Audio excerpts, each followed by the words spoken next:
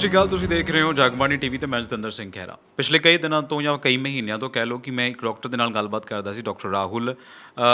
North India ਦਾ ਸਭ ਤੋਂ ਪਹਿਲਾਂ ਕਹਿ ਲਓ ਜਿਹੜਾ ਡੈਡੀਕੇਟਡ ਆ ਬਾਵਾਸੀਰ, ਬਗੰਦਰ ਤੇ ਫਿਸ਼ਰ ਨੂੰ। ਬਹੁਤ ਸਾਰੀਆਂ ਗੱਲਾਂ ਬਾਤਾਂ ਹੱਲੇ ਵੀ ਰਹੀ ਜਾਂਦੀਆਂ ਤੇ ਤੁਹਾਡੇ ਜਿਹੜੇ ਕਮੈਂਟਸ ਆ ਰਹੇ ਨੇ ਜਾਂ ਫੋਨ ਆ ਰਹੇ ਸੀ ਸਾਡੇ ਆਫਿਸ, ਉਹਨਾਂ ਸਾਰੀਆਂ ਗੱਲਾਂ ਨੂੰ ਕਲੀਅਰ ਕਰਨ ਦੇ ਲਈ ਮੈਂ ਪਹਿਲਾਂ ਇੱਥੇ ਆਇਆ। ਇਹ ਦੱਸ ਦਿਓ ਪਹਿਲਾਂ, ਐਸ ਮੈਂ ਤੁਹਾਨੂੰ ਦੱਸਦਾ ਕਿ ਅਸੀਂ ਅੰਮ੍ਰਿਤਸਰ ਵਾਲੇ ਜਿਹੜਾ ਇਹਨਾਂ ਦੀ ਬ੍ਰਾਂਚ ਜਿਹੜੀ ਅੰਮ੍ਰਿਤਸਰ ਵਾਲੀ ਬ੍ਰਾਂਚ ਆ ਉੱਥੇ ਬੈਠੇ ਹਾਂ। ਐਡਰੈਸ ਕੀ ਆ ਸਾਰਾ ਕੁਝ ਪੁੱਛਾਂਗੇ। ਡਾਕਟਰ ਸਾਹਿਬ ਸਤਿ ਸ਼੍ਰੀ ਅਕਾਲ। ਸਤਿ ਸ਼੍ਰੀ ਅਕਾਲ ਜੀ।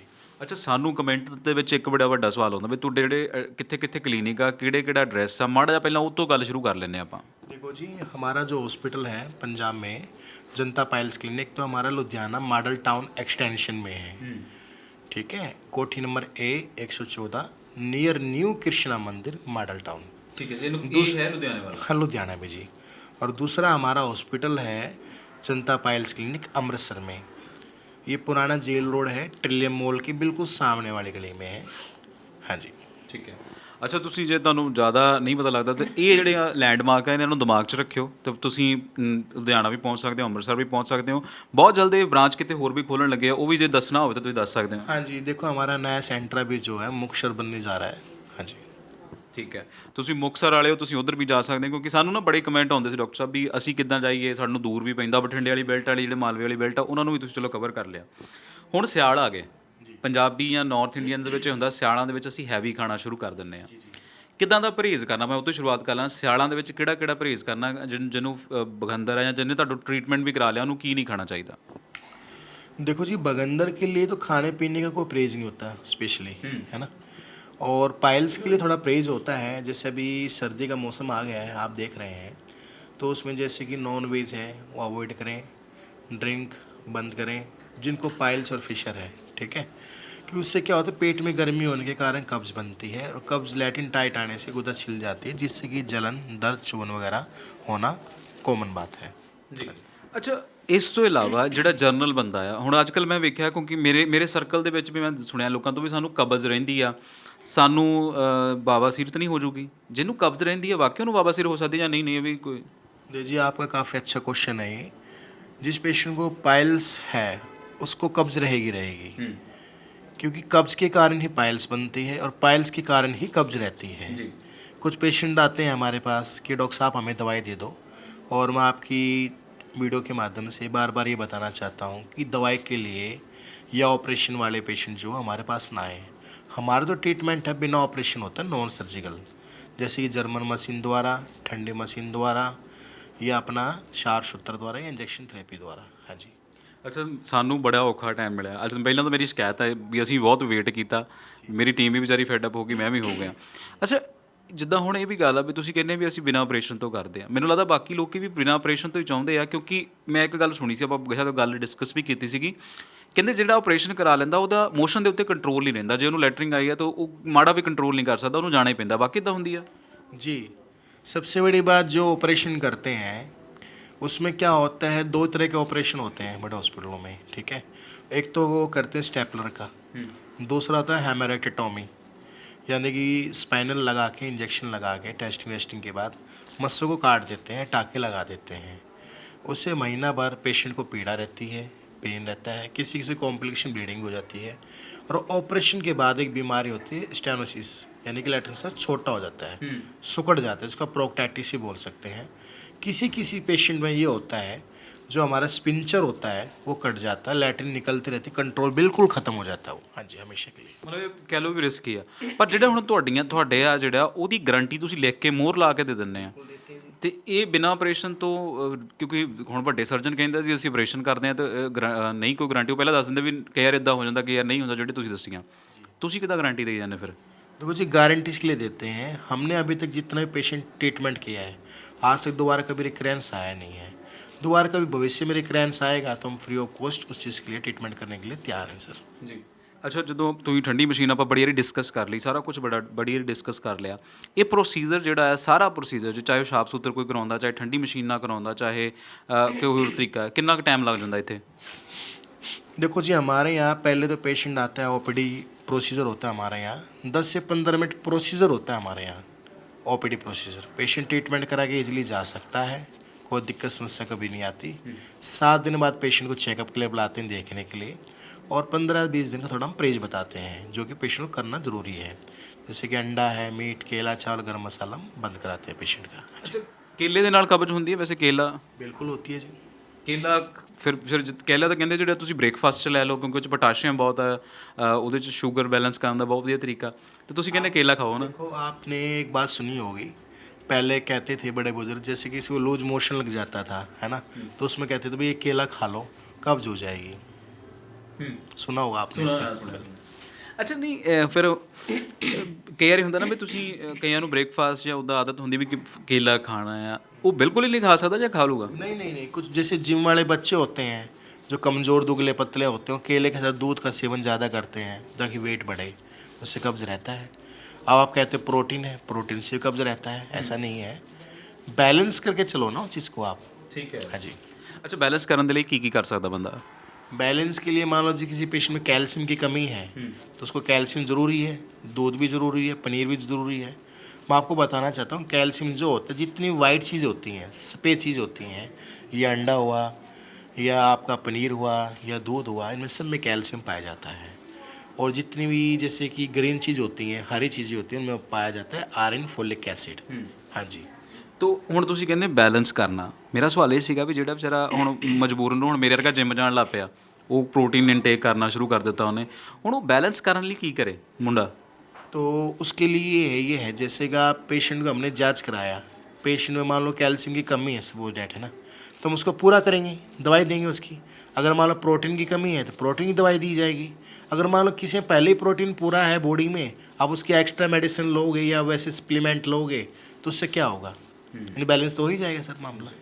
ਅੱਛਾ ਇਸ ਤੋਂ ਇਲਾਵਾ ਜਦੋਂ ਤੁਹਾਨੂੰ ਕਬਜ਼ ਹੁੰਦੀ ਆ ਜਾਂ ਫਿਰ ਤੁਹਾਨੂੰ ਬਾਵਾਸੀਰ ਹੋ ਜਾਂਦੀ ਹੈ ਤੇ ਕਿਹੜੇ ਕਿਹੜੇ ਪਰਹੇਜ਼ ਜਿਹੜੇ ਆ ਬਹੁਤ ਜ਼ਰੂਰੀ ਆ देखो जी सभी पेशेंट का ये होता है खाने पीने का होता है ना, किसी पेशेंट को कुछ माफिक आता है, कुछ नहीं आता। कुछ पेशेंट ऐसे भी होते हैं कहते हैं डॉक्टर साहब मुझे तो नींबू एलर्जी करता है, ਅੱਛਾ हाँ जी, खीरा भी एलर्जी करता है।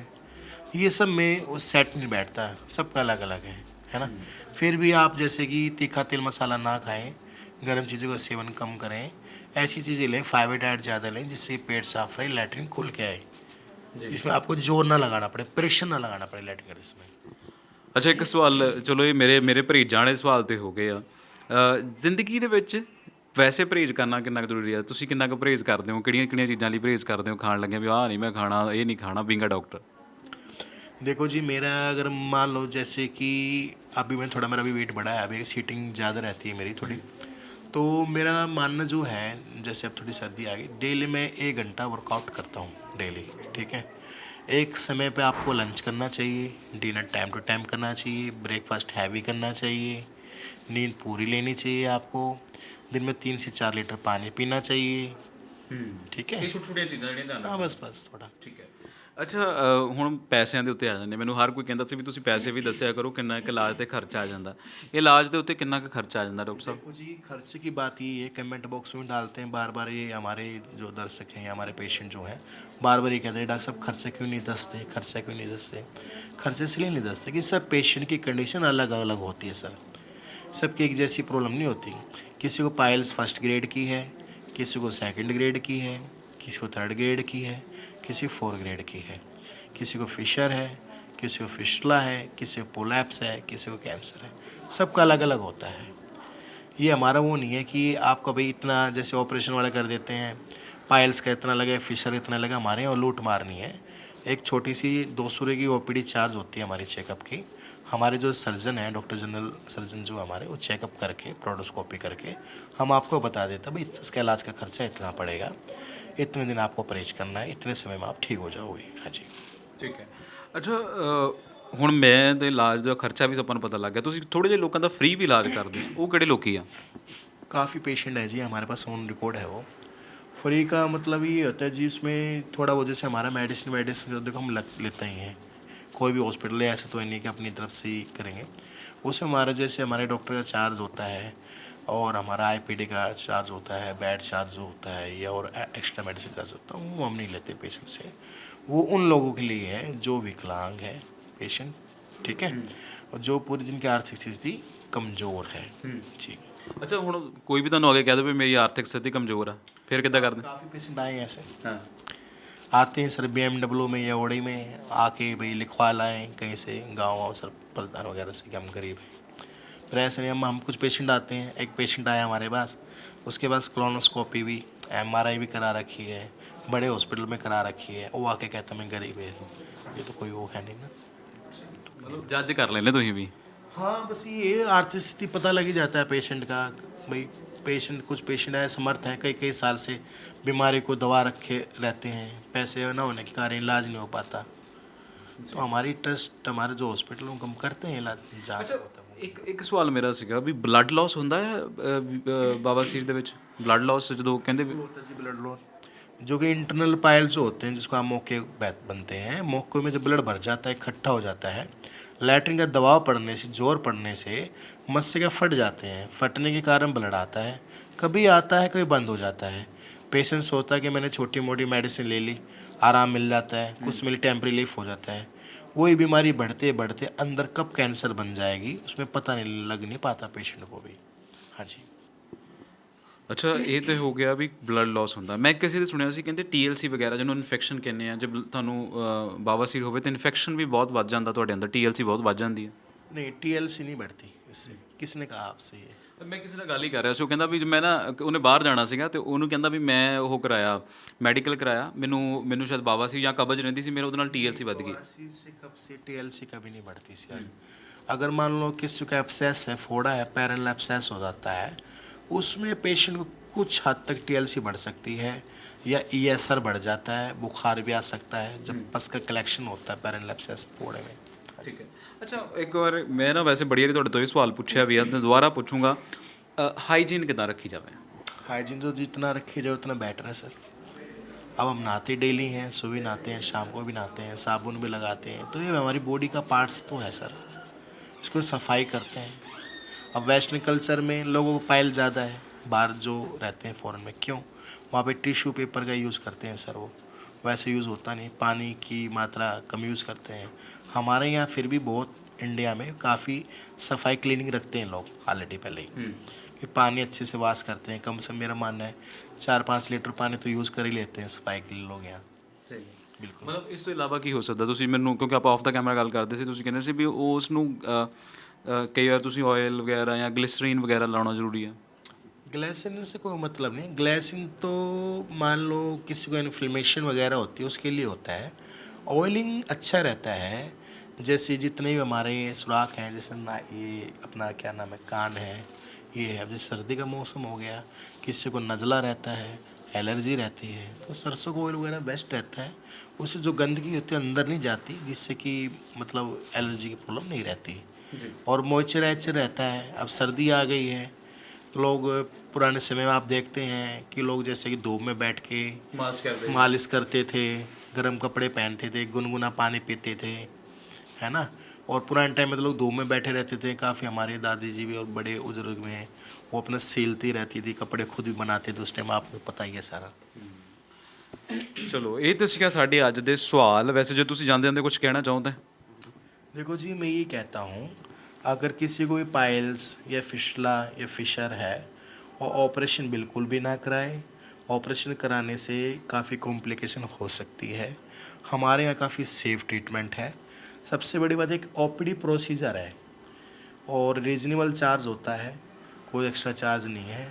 वो किसी में भाई थोड़ा चार्ज बढ़ भी जाता है, क्योंकि पेशेंट को प्रॉब्लम काफ़ी होती है। कुछ पेशेंट में पाइल्स भी होती है, फिशला भी होता है, फिशर भी होता है, प्रोक्टाइटिस भी हो जाता है, तीन चार प्रॉब्लम हो जाती है। तो ऑपरेशन बिल्कुल भी ना कराएं। इसका बिना ऑपरेशन के पक्का अवस्था इलाज चाहिए तो आप हमारे हॉस्पिटल आके विजिट कर सकते हैं। ਬਹੁਤ ਬਹੁਤ ਸ਼ੁਕਰੀਆ ਡਾਕਟਰ ਰਾਹੁਲ ਸਾਡੇ ਨਾਲ ਗੱਲਬਾਤ ਕਰਨ ਲਈ। ਉਮੀਦ ਹੈ ਤੁਹਾਨੂੰ ਵੀ ਤੁਹਾਡੇ ਸਵਾਲਾਂ ਦੇ ਜਵਾਬ ਮਿਲ ਗਏ ਹੋਣਗੇ। ਜੇ ਕੋਈ ਹੋਰ ਸਵਾਲ ਹੈਗਾ ਤਾਂ ਤੁਸੀਂ ਕਮੈਂਟ ਬਾਕਸ 'ਚ ਕਮੈਂਟ ਕਰ ਸਕਦੇ ਹੋ, ਉਹ ਸਵਾਲ ਅਸੀਂ ਇਹਨਾਂ ਤੋਂ ਜ਼ਰੂਰ ਪੁੱਛਾਂਗੇ। ਕੈਮਰਾਮੈਨ ਰਿੰਕੂ ਦੇ ਨਾਲ ਮੈਂ ਜਤਿੰਦਰ ਸਿੰਘ ਖਹਿਰਾ, ਅੰਮ੍ਰਿਤਸਰ ਤੋਂ।